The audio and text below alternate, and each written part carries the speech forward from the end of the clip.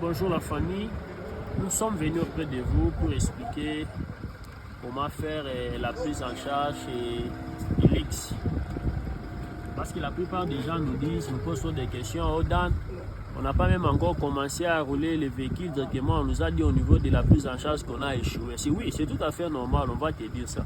Parce que la prise en charge de la société ou d'un établissement X ou truc ou d'une entreprise est différente de celle de nos véhicules là du quartier et dehors et des amis et connaissances. La société a toujours ses critères. Voilà, pour être bref, tu viens, tu peux zoomer, tu vois. Tu viens ici. Ici, c'est pour les carburants. Si tu ouvres ici, c'est là que tu as la station essence. Tu ouvres ici. Ici, c'est pour les capots. Tu tires, c'est bon.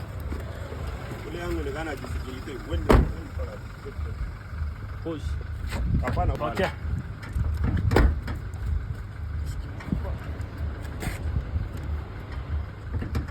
Il y a un problème ici, quoi.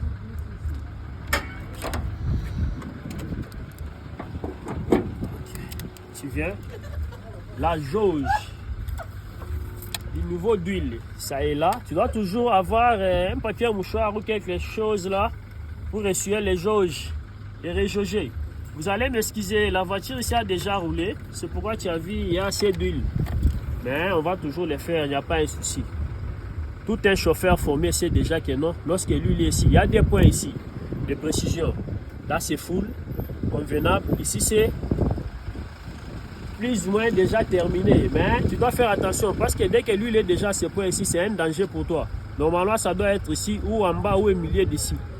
Là, c'est pas grave, on passe. Ici, c'est l'eau de l'essuie-glace, le bocal de l'eau de l'essuie-glace. Dès que c'est neuf, il doit y avoir de l'eau pour l'essuie-glace. On ferme. Ici, c'est l'huile de la pompe à volant. C'est important de jauger. J'ai vu aussi qu'il y a un souci ici. Mon ami, chez toi aussi, j'ai l'impression qu'il n'y a pas assez d'huile. Tu vois, c'est déjà le minimum. Tu dois gérer parce qu'il y a un peu d'huile. Ici, c'est l'eau du radiateur. Oh, c'est ce que je viens à peine de vous dire. La voiture ici a roulé. Hein. Ça a chauffé. Vous avez vu? Excusez-moi, ça a déjà roulé. Je ne peux pas toucher là. Je risque de me brûler. Vous comprenez? On ferme. Ok. On revient maintenant à l'intérieur de la voiture. Ilix. Pour ce qui est là où se trouvent ces outillages, c'est ici. Derrière les chaises, vous avez vu les fauteuils derrière là. Tu tires ces câbles ici, ici en bas. Prochain, tu peux faire. Tu vas trouver que ici, doit y avoir les crics. Tu vérifies, il doit y avoir les crics ici, un cric de secours. Et ici, il doit y avoir, tu peux juger là-bas, c'est bien. Il doit y avoir aussi les triangles de signalisation des problèmes. Et quoi encore? Souvent, on a les crics, les triangles. L'extincteur et quoi encore? J'espère que ça va, non? Oui. Le cric et l'extincteur. Et les câbles de remorquage, si je ne m'abuse pas, c'est derrière. Tu fermes. Tu viens maintenant, tu entres dans ta voiture. Tu peux mettre la poche, j'appelle qu'on apporte la clé. Puis après, tu viens le payer. Là, tu vas prendre maintenant ta clé de contact. Tu insères au contacteur. Maintenant, un consigne. Tu vas un peu faire mes pieds, hein? Viens un peu voir un peu. Un consigne. Tu dois toujours apprendre qu'un chauffeur doit toujours veiller à ce qu'avant de démarrer sa voiture, tu dois appuyer les pédales de frein et embrayer. Tu secoues les leviers de la vitesse. Tu secoues. Là, tu as assuré que non, c'est sur le point mort, le parking à lever. Tu mets l'accessoire. Quand tu mets l'accessoire, tu peux mettre ici, on peut mettre un peu de petits pièges, hein? Des tractions, qu'on peut mettre comme ici, c'est pas. Un chauffeur de formation, dès que tu arrives, avant que la voiture, tu peux un peu mettre ici. Vous voyez les feux là qui clignotent, ça montre que non, les véhicules ici, on a actionné la boîte de transfert. Quand tu arrives, tu dois chercher à ce que, avant de démarrer, dès que tu démarres ta voiture, ferme un peu la portière, tu peux le faire là-bas. Tu démarres ta voiture. Tu dois voir que ici, sur le tableau, pardon mon frère, tu vas voir que sur le tableau, il y a un feu qui est resté clignotant, en train de clignoter. Ça montre déjà qu'il y a un danger. Avant de rouler, trouve-toi un moyen qu'il n'y ait pas un feu, à part les parkings de stationnement qui montrent.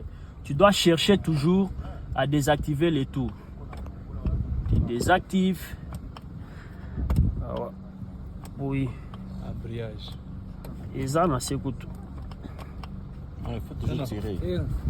Ok, tu tires, c'est bon. C'est bon. Ça sort. Vous voyez maintenant que non, il n'y a pas. Ici, ça montre que non, remplacement, les fuel filter, ça suffit que non, ça demande l'entretien, c'est pas important. L'effet qui est là, c'est le parking. Tu as montré le tableau de bord, j'espère. Dès qu'on la lève, il n'y a plus de parking. Mais avant là, la voiture allumée, tu dois maintenant mettre les phares. Ok. Tu descends encore tout en mettant les doubles hasards, communément appelés double hasard, mais ce n'est pas double hasard, c'est l'effet de détresse. Parce que là, dehors, dans nos français, la dialecte, ça s'appelle double hasard, mais ce n'est pas les doubles hasards. Et tu vois, ça s'appelle l'effet de détresse, ce sont les mots-clés. Tu dois descendre encore. Bien. Venez voir. Vérifie tes phares. Tu vois que ça donne, non? Là, je suis à 100 mètres. Communément appelé 100 mètres dehors, mais normalement, c'est l'effet des routes. Ce n'est pas 100 mètres, c'est l'effet des routes. Là, on rentre. Viens encore. Viens. On rentre. On enlève les 100 mètres, communément appelé l'effet des routes. Là, ce qu'on appelle 50 mètres, là, dehors, chez nous, là, c'est l'effet de croisement. Vous voyez? Là, il y a l'effet de croisement. Et les doubles hasards, communément appelé fait de détresse. On rentre encore à l'intérieur. On enlève l'effet de détresse. On clignote gauche. On vérifie ensemble. Vous avez vu devant? Viens encore, mon ami. Viens, viens, viens. On rentre encore. Ah, vous allez comprendre. Non, non. Le droit qui est ici. On vérifie encore. Ça donne, ok. Mon ami, tu viens. Ok. On rentre. Viens, viens, viens, viens, viens, viens, ça suffit. Viens. Là. À partir d'ici, je suis un peu allé trop vite en besogne. Je peux éteindre, arrêter les moteurs, remettre l'accessoire, mettre l'arrière. Ça doit me montrer que, parce qu'il y a les feux d'arrière, hein, les feux d'arrière, les feux de position qui doivent montrer que l'arrière est actionné. Viens, viens mon ami, laissez. Il faut que ça s'allume. Directement, vous avez vu que ce n'est pas allumé. Il y a un problème. Directement, on va vite comprendre que non, notre voiture, même à la personne qui nous met les tests, doit lui dire non, dans cette véhicule ici, dans cette voiture, jadis, j'arrive, dans cette voiture, les feux d'arrière, ça ne s'allume pas. Là, ce n'est pas un souci. Il doit comprendre que non, mon chauffeur, il a réussi à détecter une panne. Là, on rentre, on met notre point mort, on allume encore notre voiture. Je n'ai jamais oublié la ceinture de sécurité. Parce que lorsque on s'embrouille toujours à rouler, on oublie toujours. On oublie toujours la ceinture de sécurité. C'est aussi un problème. Hein. Tu mets ta ceinture de sécurité. Soyez vigilants à cet instant. Avant d'engager les vitesses, avant de descendre ton parking, toujours la première vitesse, descendre le parking, tu lui poses maintenant la question, chef, on fait comment? Lui va maintenant te dire, non mon frère, on peut partir devant, tu roules, on rentre. Papa, pourquoi tu peux monter aussi?